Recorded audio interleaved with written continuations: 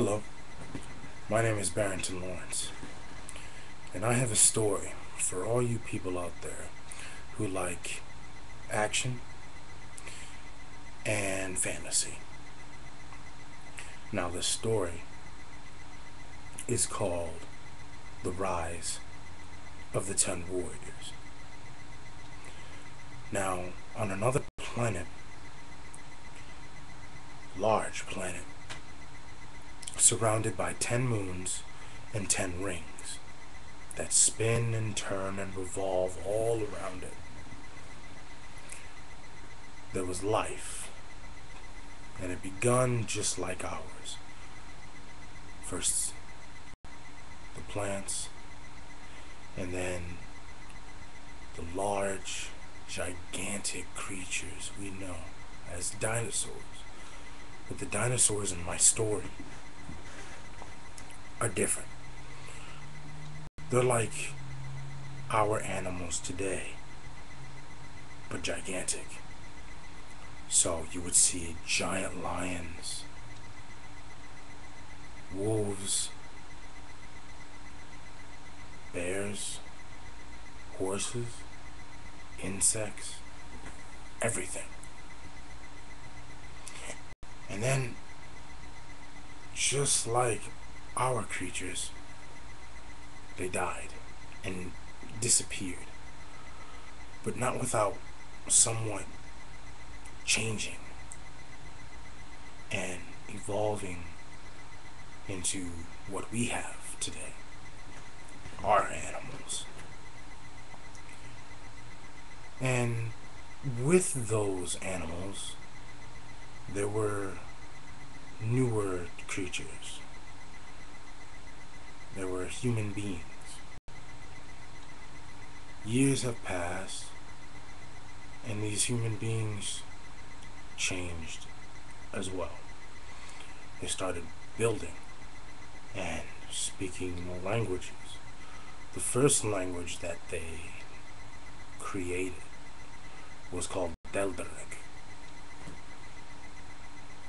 The second was English. Many people, depending on who you were, you could choose to speak Delderic or English. And many people chose English, making Delderic a dead language, but still had books and scrolls using this old language. So a few years had passed again, about 5 years, and a strange meteor fell to the planet being called Orv. So this large meteor, they thought it to be a gift from the gods, the two gods of good, Tasnafir and Lognakaios, the gods of might and wisdom. But there are also two gods of evil, named Magadon and Diphenos. So, after this meteor had fell from the sky, thinking it to be a gift, they created a temple around it so they could praise the gods, thinking their praise would go from them to the stone and up to the gods. And it seemed to work. A lot of their praise were answered. And one woman prayed for children, and it happened. She had 2 boys, Everon and Gelgeron. Both very, very cute boys. and they grew up to become great men. But while Everon was the good boy who always followed the rules, Gelgeron was a little dark. He was always playing pranks on innocent people and just being like a little kid again. But in that village that they had built, there were rules, and he had broken many of the rules, and the village chief had kicked him out, and he would never see his mother and father and brother again. Everon, like his brother, was 27, and after being kicked out of the village, he knew that he had to change. He had to become a man. And he moved to a different village. In this village, it was like home, but there were too many things he missed. But he stood up and he tried to change. When a young woman befriended him, and they began to get closer and closer, he thought maybe this would be my chance to change, to really be a man. But the young girl tricked him, and something in his head snapped, and he had killed her. He had never seen blood on his hands before, and he didn't know what to do. Out of shock and fear, he ran the blood of this young girl through his hair. After a while, he was completely different, and he had changed. He had killed many people after a few years' time, and he couldn't look at himself in the mirror, in the pools of water anymore. And now here he is, just wandering and scavenging for food, without a home, without anywhere to really call his home. And he stumbles across a stone, looking strangely like a piece of the great stone, the meteor that fell from the sky. It glowed, and it began to speak to him. You could hear it in his head. The voice said, "Desire it, and I will give it to you." Now, if he was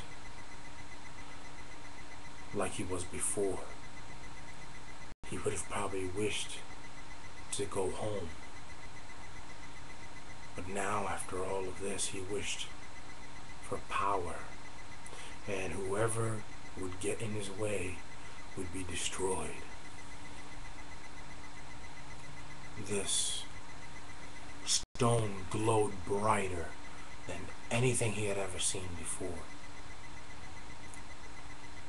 and it disappeared. But inside him, he could feel his strength and power growing. So he goes and returns to his village. After seeing everyone, he bellowed loudly, "I am Gelgeron, and I have returned to take over this village. The chief had heard him and had got out from his hut and approached Gelgeron. The chief said, "What are you doing here? Why are you speaking this way?" Gelgeron opened his hand and a knife appeared, and he plunged it through the chief, who died instantly. The chief was dead, and everyone was now afraid of him. With lightning speed, he had slit many people's throats. But it was out of pure, he was crazy now. So he would do this for no reason at all. Just because he could and he had the power. So now his power's growing. And he now has the ability to create life. And he created beasts that would either destroy and rip apart people or drag them to him, so he can manipulate their minds using dark energy and make them his slaves. And the stronger he got, the more everything around him changed. It began to grow dark. And the clouds began to come together, blocking the light, blocking the sun. And all they could see was red lightning coursing through the sky. And thunder so loud it shook the ground. He has beasts that could fly called screechers, and beasts that could walk on land called hellhounds. And they just tore through everything, dragging people to him so he could corrupt their minds. Out of fear, his brother Everon and 9 other people had gone to the temple to hide from the beasts. Gelgeron was getting stronger, and after a year's time, he had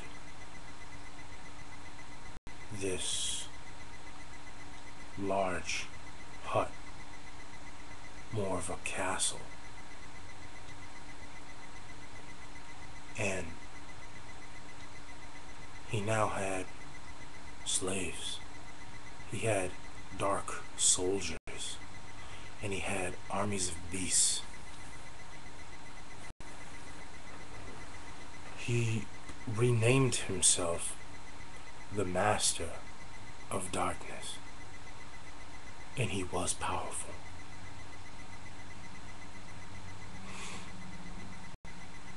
These 10 people who avoided his gaze and hid from him, they prayed every day for the gods to answer them. At first, nothing happened, but one day, the stone had lit up the entire temple that was surrounding it. They got closer and closer to the stone and placed a hand on it. They were infused now with great power. And now they might have a chance of defeating the